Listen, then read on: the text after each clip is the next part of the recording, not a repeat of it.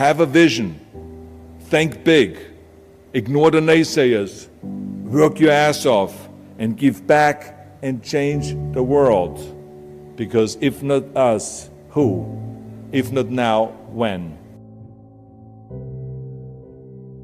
What is the secret to success? And the long version is that I actually always had 5 rules. And everything that I did, I always used those 5 rules, and those 5 rules helped me to become successful in various different areas. And I believe that those rules can be applied to almost anyone and everyone. You don't need to be a bodybuilding champion, you don't need to want to be a governor of California or to be an action hero or anything like that. If you want to excel in whatever you do, those rules are for you. It's that simple. Now I have to tell you right off the top that I always was very intense.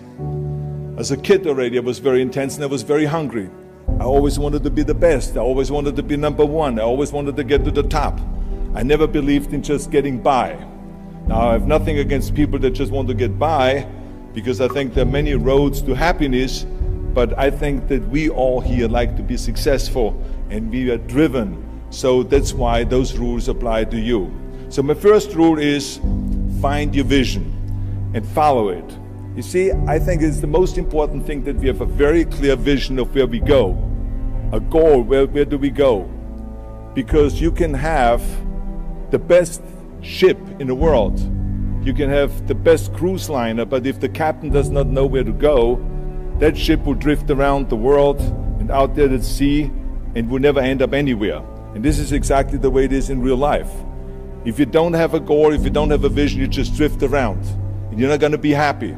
This is why it is so important to have that vision. Now, I created that vision in Austria because I grew up after the Second World War. Austria, right along with Germany, lost the Second World War, thank God.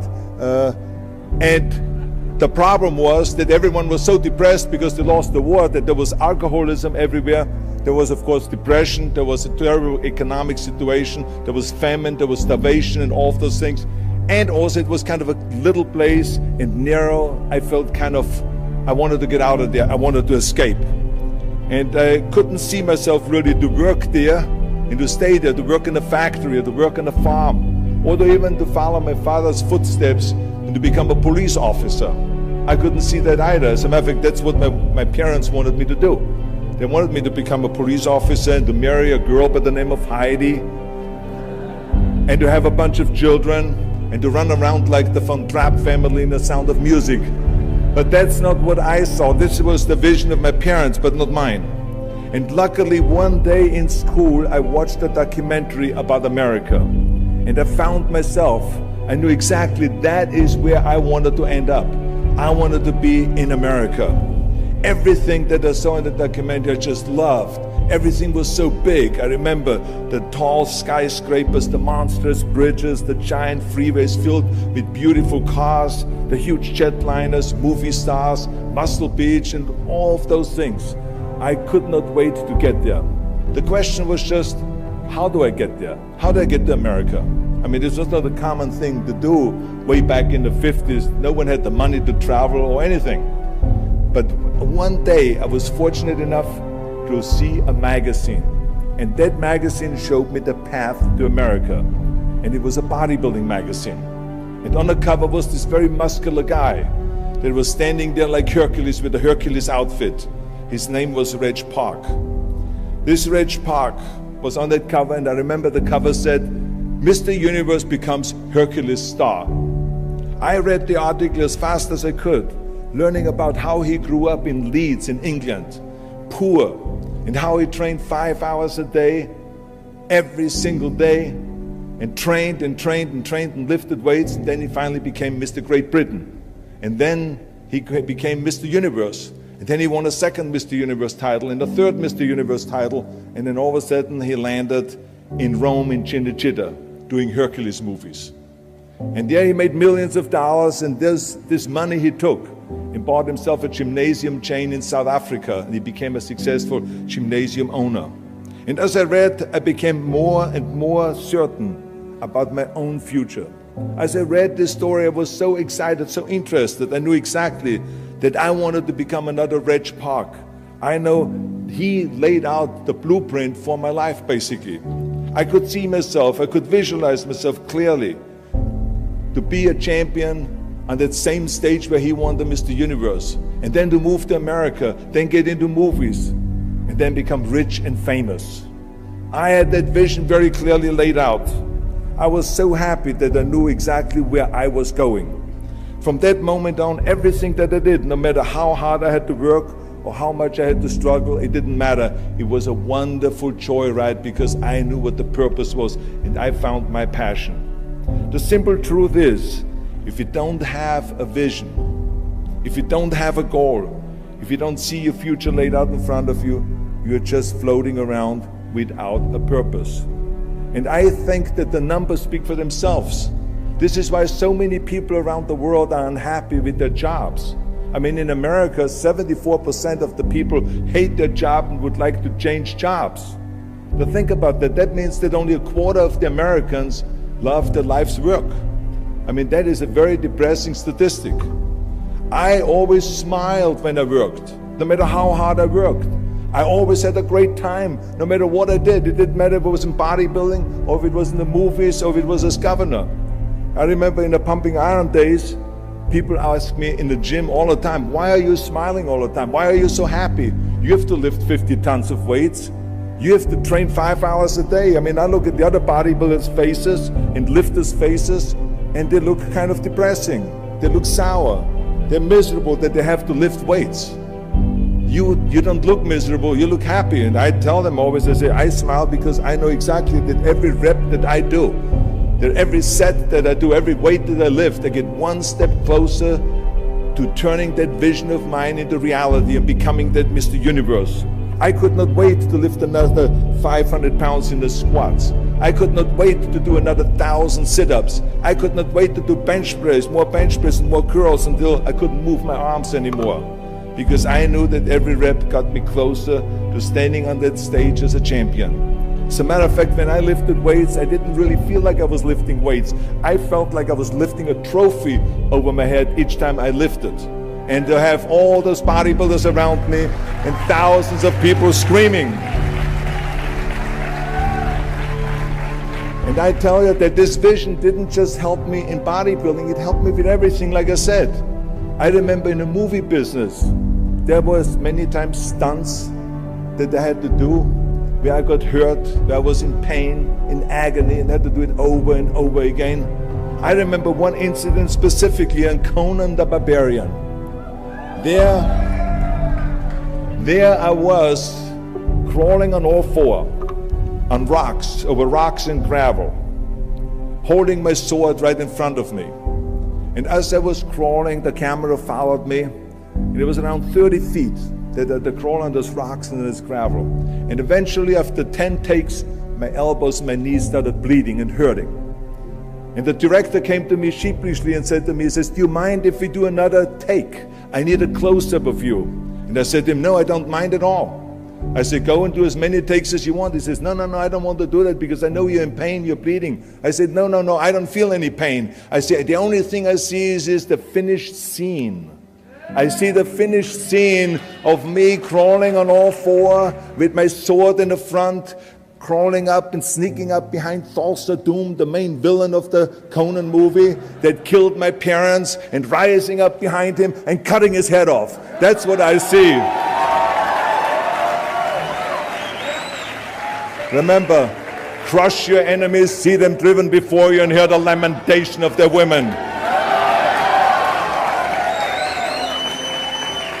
So this is why, because I visualized that scene, this is why I did not feel that pain. I did not care if I was bleeding on my knees, because I knew that pain is temporary, but the film is permanent. And I explained that to the director, so this is why I try to tell you, always discover your vision, and the rest will follow. Now my second rule is never ever think small.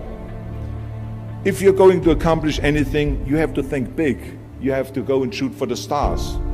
The biggest challenge most people have is because they think small. And the reason why people think small and why they choose small little goals is because they're afraid to fail. They know that if you shoot for a big goal, then the chances of failing are very high. And they're afraid of failing. It's one of the most common things why people are frozen and why they can't make a move in life, because they're scared of failing. I say to myself, hey, I'm not worried about failing because that's part of life. You're not gonna go and win everything. And how far can you fall? Look at this is the ground. That's as far as I can fall. And you know something?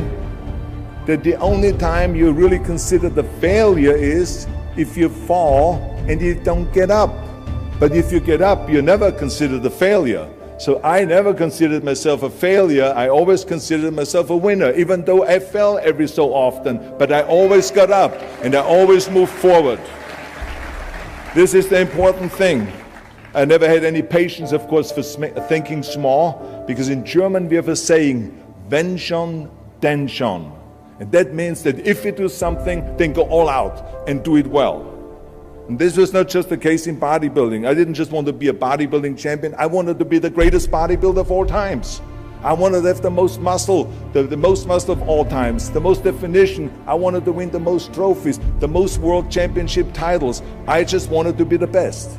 And the same is also in movies. I didn't just think about being in movies. No, I wanted to be a movie star. I wanted to have above the title billing. I wanted to become the highest paid entertainer. I basically wanted to be another John Wayne.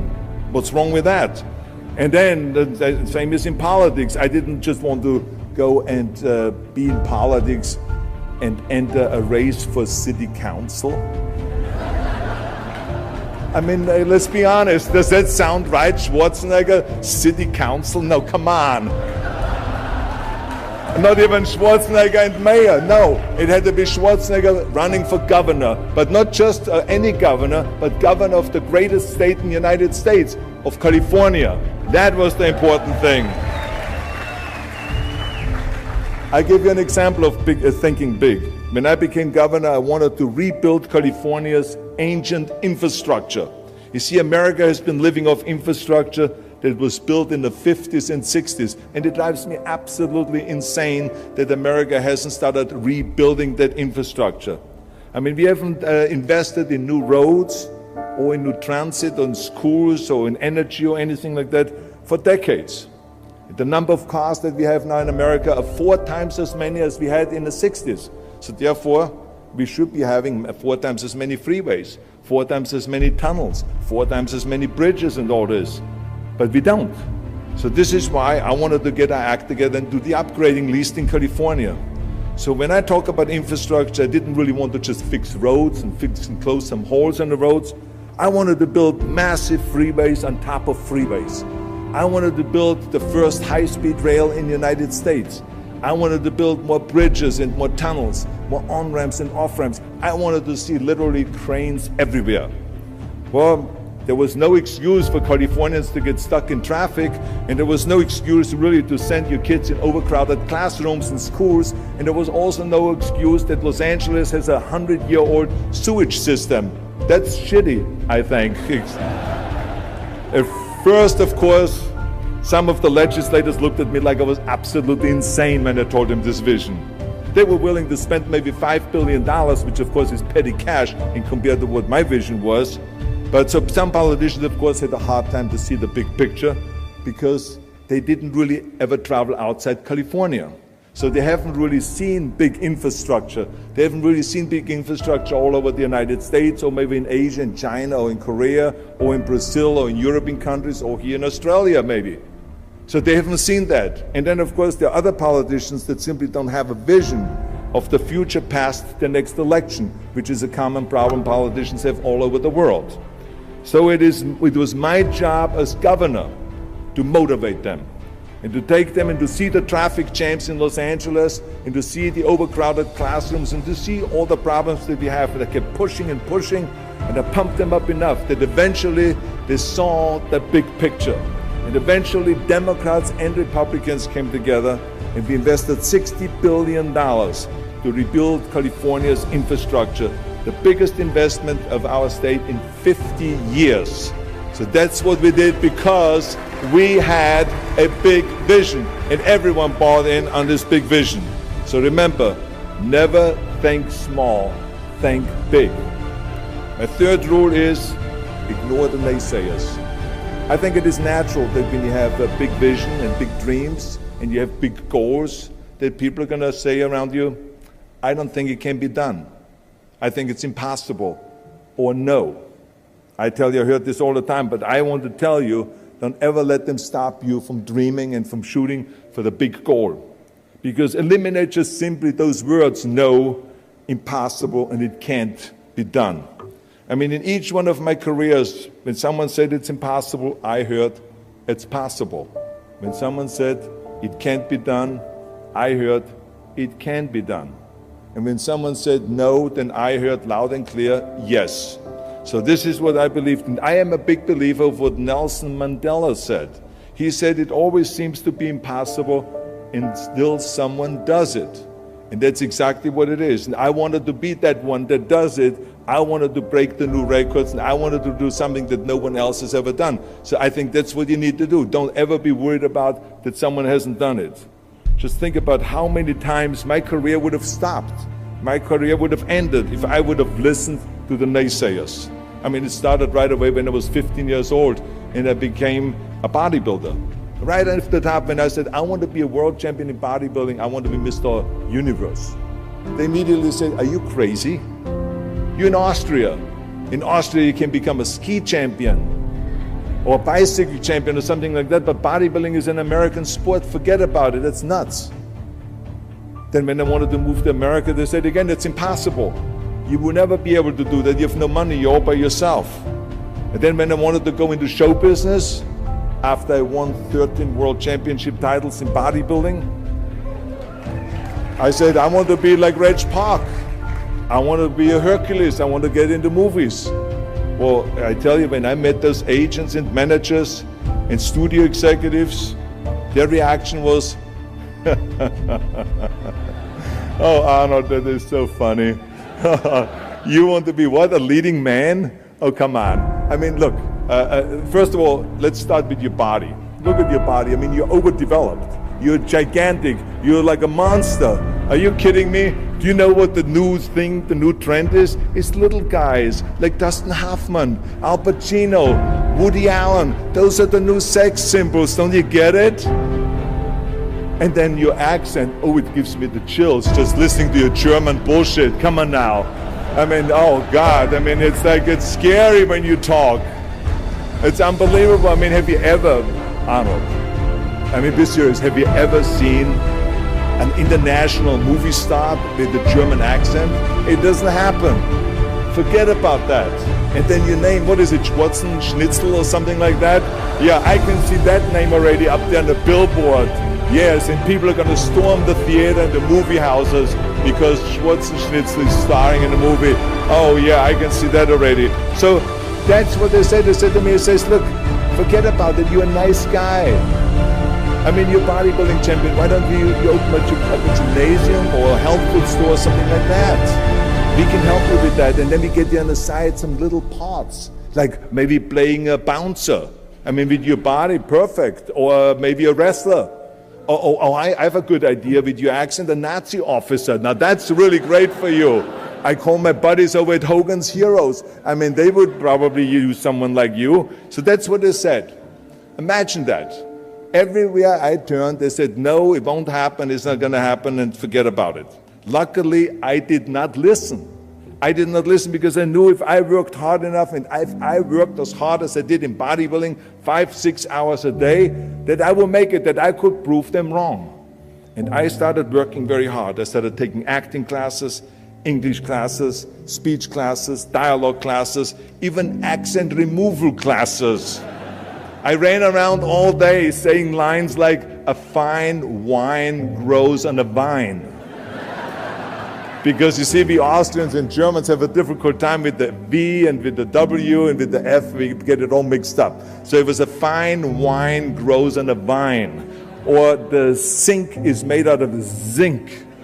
And all those kind of lines. I said over and over, and you know something? All of a sudden, I got a little break. In the early 70s, I remember All of a sudden, I got a TV show, a little part, then another little part. And then all of a sudden, I got a phone call from Lucille Ball to be in her special happy anniversary and goodbye, which was with Art Carney.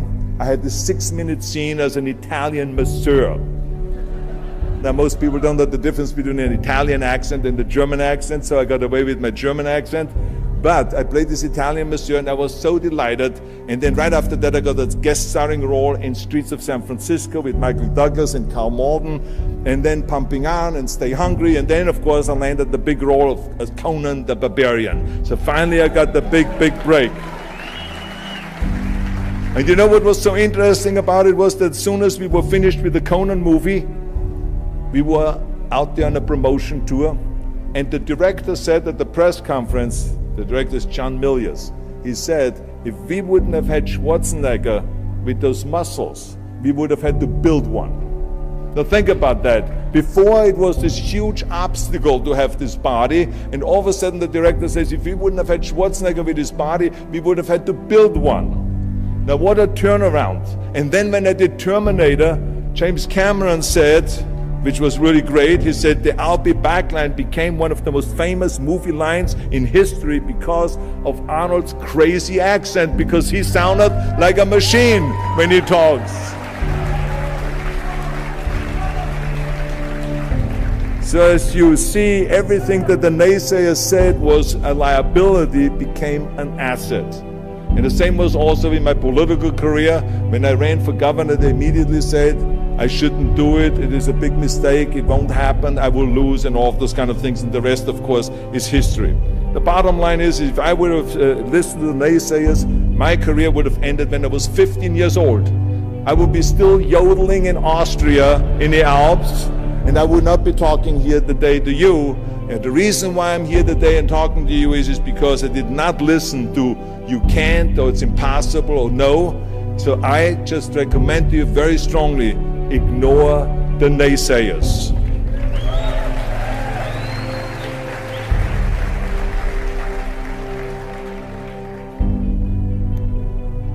My fourth rule is work your ass off. Nobody ever stumbled upon success by accident, except maybe the guy who found gold in California. But don't ever think that you can be that guy. I mean, you never want to fail because you didn't work hard enough. I always believed no stone unturned. Work your butt off. That's what I always believed. No matter what you do, work, work, work. I remember Muhammad Ali, one of my great heroes, had a great line in the 70s when he was asked, how many sit-ups do you do?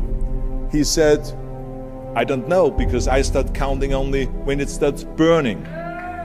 When it starts burning, that's when it starts counting. You see, that's what makes you a champion. It doesn't matter in what area you're in. No pain, no gain. The bottom line is, one of my rules, which is work your butt off. If you don't apply that rule, all the other rules won't mean anything. I mean, it drives me absolutely nuts when people say, I don't have time to work out. Haven't you heard that many times? I don't have time to work out, or I have worked so hard all day, I'm tired, I cannot work out anymore, or I cannot read another book, or I cannot improve myself, or I don't have time, or I work so hard that I cannot really improve my business, or I cannot grow as a person, or any of those things. What the hell are we talking about here? I mean, the day is 24 hours, you sleep 6 hours, so you have 18 hours left. I mean, I know there's some of you out there that say, well, wait a minute, I sleep actually 8 hours, but that's just sleep faster, okay? You didn't, I mean, let's not get bogged down with this stuff here. Listen, when I came to the United States, I remember that I trained 5 hours a day, every day, and I was managing a construction business, and I was a bricklayer, and I went to college also, and I took acting classes from 8 o'clock at night to 12 o'clock midnight. All of that in one day. Every day I did that. I did not worry about it. I knew that I had 24 hours and I didn't want to waste one single hour. Because I believe of what Ted Turner said, who is one of the great entrepreneurs who started CNN and so on. He said, early to bed, early to rise. Work like hell and advertise. So that's what I believe. Just remember, you can't climb that ladder of success with your hands in your pockets. You must work your ass off. It's that simple. And my fifth and last rule is, don't just take, give something back. Leave your mark on the world. I believe that we all have an obligation to do something for our community, something for our state, something for our country. We must serve a cause that is greater than ourselves, because we all know that in the end we will be judged not by how much we made, but by how much we give. Ever since America greeted me with open arms, I've had this sense of responsibility, and I felt obligated to give something back to America. Because I know that everything that I have accomplished is because of America. If it's my bodybuilding career, if it is my show business career, my political career, the money that I've made, my great family that I have, all of this is because of America. But I have to recognize the fact that America did not become the land of opportunity in this great country by itself. No, in history, people worked tirelessly in America. People fought and people died to make it the land of freedom and opportunity and the land of liberty. So now it is our responsibility, if we want to keep it the #1 country in the world, to work for that and to give something back to that country. And it doesn't matter if you're in America, or if you're in Australia, or if you're in China, or if you're in Japan, or in Italy. It is the same thing. You all have to give something back to your country, no matter where you're from. Now, I love the words of my father-in-law, Sergeant Shriver, who started the Peace Corps, the Job Corps, legal aid to the poor during the Kennedy and during the Johnson administration. He was the #1 public servant, and he always inspired me to become a public servant. He was one of my heroes. He said at Yale University at a commencement speech, he said to the students, tear down that mirror. Tear down that mirror that makes you always look at yourself. And you will be able to look beyond that mirror, and you will see the millions and millions of people that need your help. And I saw those millions and millions of people. And this is why I tried to take every opportunity that I could to give something back. I started training Special Olympians, people that were intellectually handicapped, to help them with weightlifting and powerlifting. I became the international powerlifting coach and the torchbearer for Special Olympics. Then later on, I joined the Simon Wiesenthal Center to fight prejudice, so we don't have the things happening again as we had during the Second World War, during the Nazi Reich. And I joined also the President's Council on Fitness. I became the chairman under President Bush from 1990 to 1993. To be the chairman and to promote health and fitness in all 50 states. I traveled all 50 states.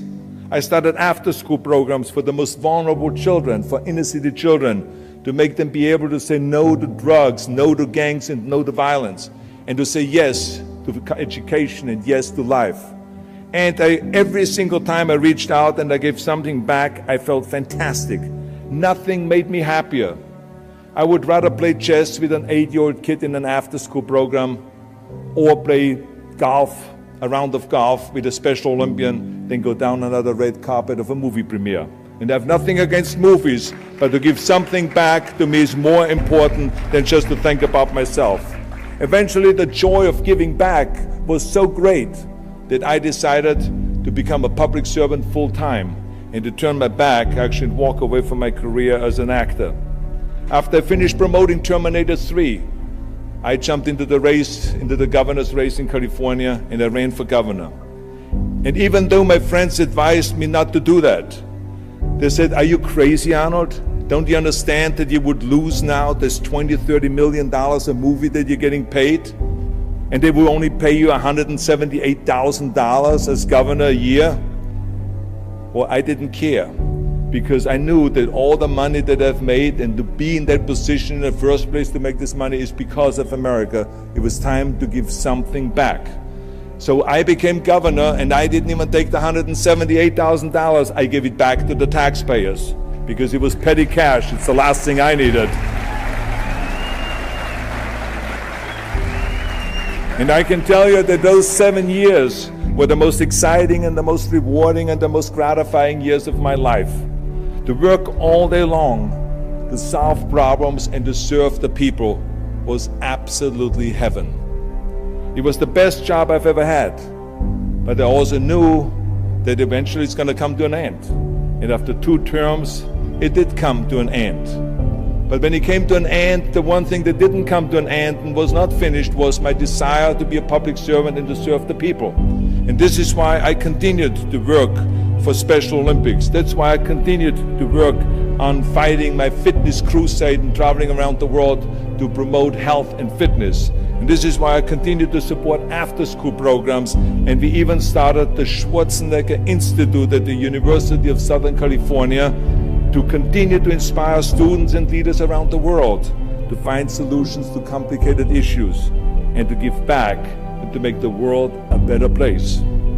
So thank you. But I tell you that I was very fortunate that I had great heroes. I had great heroes that I could look up to, and I mentioned 2 of them, Muhammad Ali and Sergeant Shriver, my father-in-law. But there's other great heroes like Gorbachev, Reagan, Mandela, great leaders like Mother Teresa, Chancellor Kohl, and Churchill, and the list goes on and on. I mean, those people had such an impact on the world. Single-handedly, they've changed the world. I mean, if you think about just Gorbachev, I mean, this man, every time I meet him, I'm in awe. I mean, he grew up under communism, and he rose from the bottom of the ranks straight up to the top. He became president of the Soviet Union, one of the most powerful people in the world. And he was the leader of the Communist Party. And when he was in that top position, he realized that the system was broken.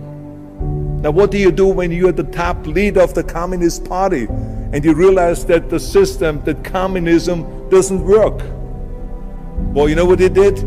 He dismantled communism. Think about the courage that takes. I mean, the guts that it takes to do that.